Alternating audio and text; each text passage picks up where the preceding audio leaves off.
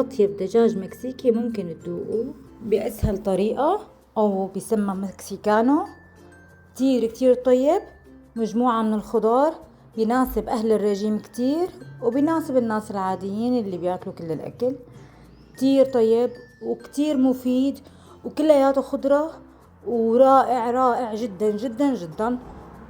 رح نعمله مع بعض وشوفوا كيف التفاصيل وشوفوا الصورة لحالها لوحة فنية. بالبداية عنا شيش كيلو مقطع بقطعة، طبعا القطعة على كيفكم، بتحبوا صغيرة بتحبوا كبيرة.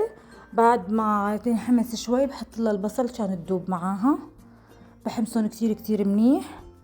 بعدها بحط البهارات اللي هي ملح وفلفل وفلفلة حمراء او بابريكا وبهارات كبسة وبهارات مندي، واحيانا بحط لها هال. بخلطهم كتير منيح مع الشيش بهاي الطريقة لياخد لون. شوفوا كيف صار لونه. بعدها بحط له الفطر، طبعا انا عندي الفطر معلب، ما عندي فطر فليش. بحط له الفطر وبحط بعده الذرة. اكلة كتير سهلة وكتير سريعة، وبخلطهم كلياتهم مع بعض. اذا عم بتحبوا وصفاتي لا تنسوني من لايك وشير وتعليقاتكم الحلوة. شوفوا كيف بعد ما خلطناهم مع بعض بفرم بندورة على الفرامة بعد ما بكون قطعتها بهذه الطريقة، وبحط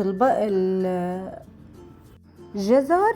انا عندي جزر محطوط بالفريزر، مقطعته وسالقته وحاطته بالفريزر بهي الطريقة. طالعته وحطيته فورا فوق الاكلة، يعني هو شبه مستوي. بعدها بحط الفلفل الوان اخضر واحمر واصفر. طبعا انتم فيكم تستغنوا عن اللون اللي ما بتحبوه، فيكم تحطوا بس فلفله خضراء، بس الفلفله بتعطي نكهه كتير طيبه وبتعزز النكهه كتير كتير، وبتعطيها الالوان تبعيتها بتعطيها لوحه فنيه بتطلع نظامي. منقلبها، شوفوا مأسهلة يعني ما بدها ولا شي. بعد طبعا ما بنكون بعد ما فرمنا البندورة حطيناها فوق الخليط هذا كلياته، بنهدي عليه النار هادية. بياكل بعد شي 10 دقايق بس حتى تتسبك مع بعضها مباشرة. شوفوا كيف الطريقة، بنهدي عليها وبنقبقها 10 دقايق. شوفوا كيف صارت كلياتها الوان وكلياتها مختلطة مع بعض، والوانها لحالها بتفتح النفس. شايفين كيف طريقة سهلة وسريعة وما بتاخد وقت منا ابدا واقتصادية وبتكفي لعيلة كاملة. شوفوا كيف طلعت هلا بعد ما انتهت. بيتاكل جنبها رز، فينكم تاكلوها بالخبزة وفينكم تاكلوها جنبها رز، اللي بيحب هيك واللي بيحب هيك. بتمنى انه تكون عجبتكم وصفتي لليوم. بحبكم كتير. كانت معكم قناة ام عصام. لا تنسوني من اللايك والشير والمتابعة للقناة كتير مهمة ليوصلكم كل جديد. السلام عليكم ورحمة الله.